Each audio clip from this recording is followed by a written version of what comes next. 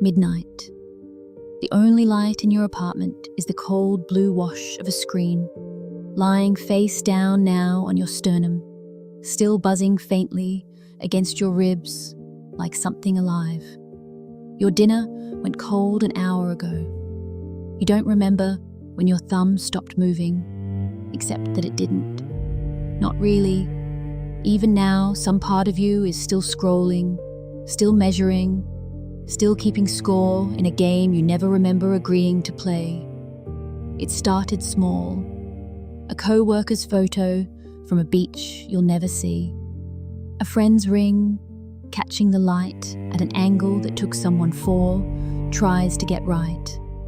An ex laughing in a photo with someone who isn't you, looking lighter than you've felt in months. None of it should matter. You know it shouldn't matter. And yet here you are, lying in the dark, running the numbers, her body, her apartment, her paycheck, her relationship, against yours, like you're being graded on a curve nobody told you about.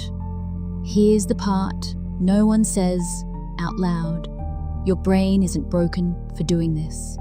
It's doing exactly what it was built to do. For most of human history, you lived in a tribe of maybe 50 people, and knowing where you stood among them, who had more food, more status, more safety, kept you alive. Your mind still runs that program. It just doesn't know the tribe isn't 50 people anymore. It's everyone. Everybody, every salary, every relationship, every curated 10 seconds of someone else's best possible day, all funneled into the same small rectangle of light you're holding an inch from your face. Psychologists call it social comparison theory. The idea that you instinctively measure your own standing against the people around you. It's not vanity, it's instinct. But your instinct was calibrated for a village, and you're feeding it a planet. Stay with me. Because this is where it stops being annoying and starts being expensive. You start editing your real life to match the highlight reel you can't stop watching. You cancel plans because your apartment doesn't look like hers. You stop posting the version of your body that's actually yours. You go quiet about the promotion you didn't get, the relationship that isn't progressing, the savings account that isn't growing the way it's supposed to by now. Because somewhere in the scroll, you absorbed a deadline nobody actually set for you, and you've started living like it's already past due. And the strange part is, even when you put the phone down, you're not fully back. There's a name for that too, attention residue. When you switch away from something before it's finished, a piece of your mind stays behind, still working on it. Scrolling never finishes. There's no end card, no resolution, just an infinite hallway of other people's highlight reels. So the residue never clears. You sit across from someone you love, nodding, present in the body. But some sliver of you is still standing in a stranger's kitchen, on a stranger's vacation, in a stranger's relationship that you will never actually witness, past the 4 seconds it took to scroll past it. But here is the trap. You think the fix is more willpower. Delete the app, try harder, be stronger, and it works for maybe 3 days until the boredom of a quiet evening sends your thumb reaching for it again on autopilot before your conscious mind even votes on the decision. This is not about deleting the apps. This is not about discipline. This is not about being a stronger person than you currently are. This is about ownership, understanding what was actually yours to control in the first place and what never was.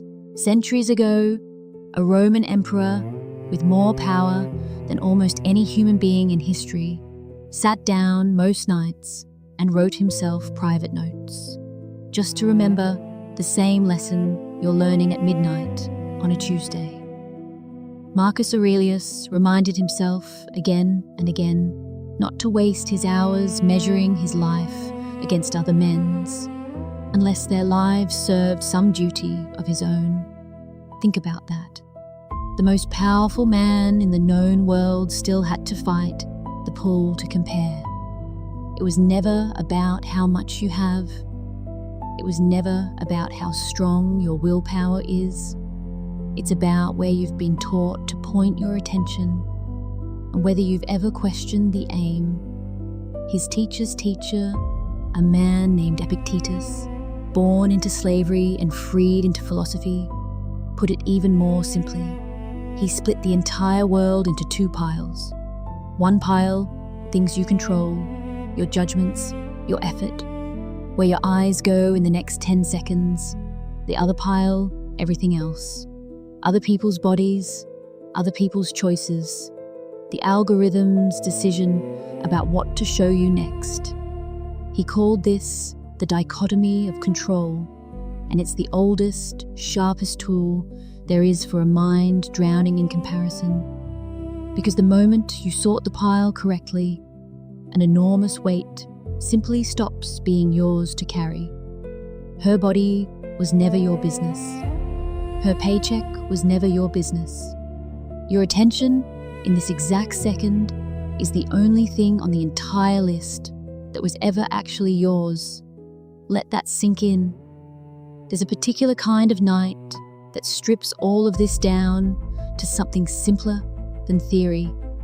Walking home alone, late, the city quiet enough that you can hear your own footsteps for the first time in weeks.